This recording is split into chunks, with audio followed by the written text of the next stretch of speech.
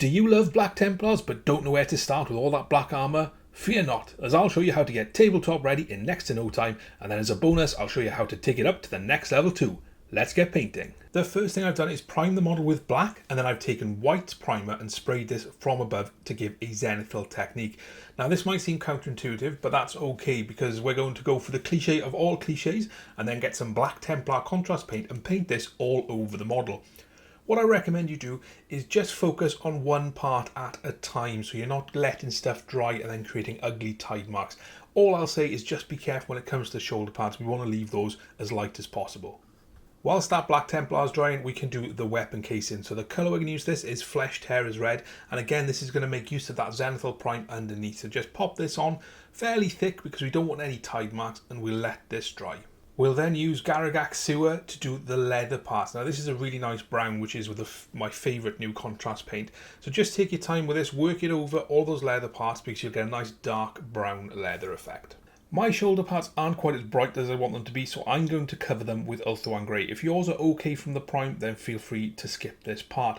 I'm also going to use Ulthuan Grey to paint any paper parts of purity seals, and if the wax is a bit too dark, I'm going to use it to cover that as well. Nice and easy and straightforward.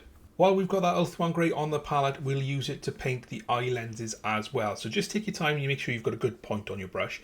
When that's dry, take some Blood Angels Red contrast paint and use this to paint the eye lenses. I'm also going to use it to paint the wax part of the purity seal.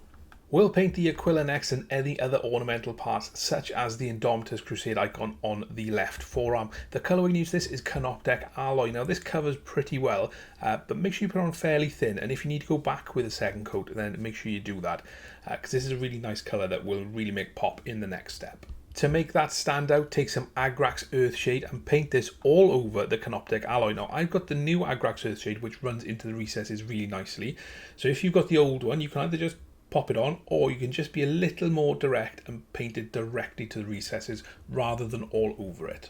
The final step in getting this model table ready is the silver metallics. So we're going to base all of them with Leadbelcher, and in terms of what we're looking for, there's the vents on the backpack, there's the chain blade, there's the exhaust on the chain blade, and there's the working parts on the heavy bolt pistol, as well as the tubes on the face mask. If you're not sure, have a look at some box art. To just give that metal some definition, we're going to take some Nuln Oil and we're going to paint this all over those silver parts.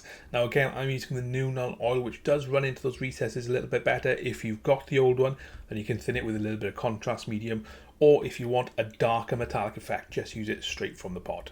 So there we go. With not much effort, we've got a really presentable tabletop Black Templar. All it needs is some decals and away we go. So this is a really nice, effective and quick way of getting to this point. We want to take it up a notch though, so the first thing we'll do is highlight all that silver. Now the colour we're going to use is Chrome from Vallejo Model Air. If you haven't got this, don't worry, you can use Stormhost Silver from Citadel. And what we're looking to do is just make sure we've got a good point on the brush and catch those raised edges of the model to get nice, crisp, shiny highlights. We'll highlight all of the weapon casings next, and we're going to use the same technique as we used on the silver, except we're going to use Evil Sun Scarlet for this. And what we're looking to do is catch those raised edges to get really nice, crisp, bright red lines. Now do this across all of the weapon cases and you'll get a really nice effect for very little effort that will really pop on the table. We'll highlight up the leather next, and the colour we're going to use is Mournfang Brown. Now this is quite a warm brown, so it will lend a warm effect to the leather.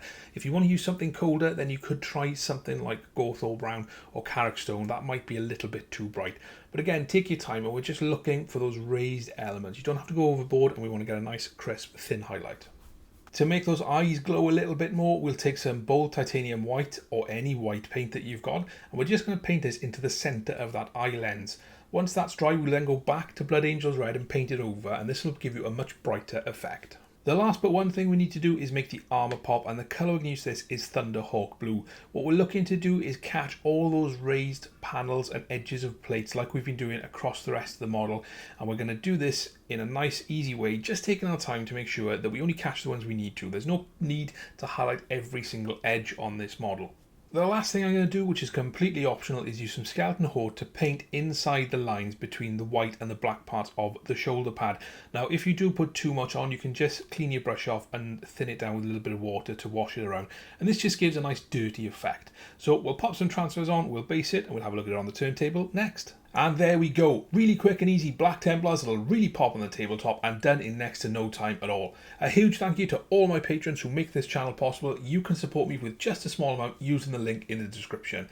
I really hope you enjoyed the video. If you did, check out my other content. Otherwise, I'll see you next time.